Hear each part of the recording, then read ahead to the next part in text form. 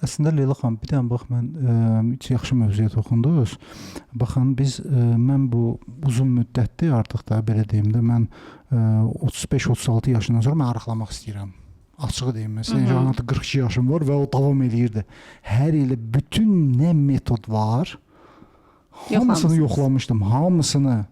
Yəni mən burada kifayət qədər təcrübəm var.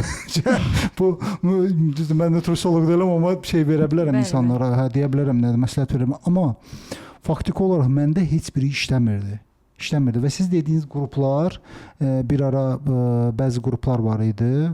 Aytan xanım şey eləyirdi, qoşulurdu, nəsə mənə yeməklər hazırlayırdı, oradan belə yeyirdim, yenə sonra doymuram, Aytan mən doymuram.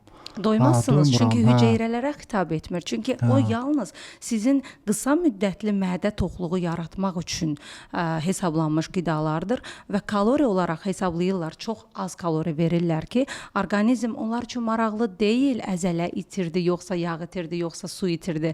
Əsas məsələ pasiyentin çəkisi tərəzidə düşsün. Vəssalam. Bu çox qeyri-peşəkar yanaşmadır. Ancaq mən buradan insanlara səslənirəm ki, öz bədənləri, ümumiyyətlə yeni bir araşdırmalara görə səhv etmirəmsə bir insan orqanizmi 45 milyon dollar olmalıdır. Düşünün, insan özü güzgüyə baxdıqda, yəni mən buradan izləyicilərimizə demək istəyirəm ki, onlar ayna qarşısına keçib özlərinə baxdıqda onların dəyəri 45 milyon dollardan çoxdur. Düşünün, bir bədənimizin, özümüzün.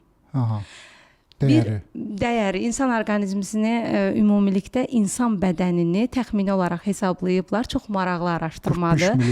Düşünün ki, nə qədər dəyərli möhtəşəm bir varlığa sahibik.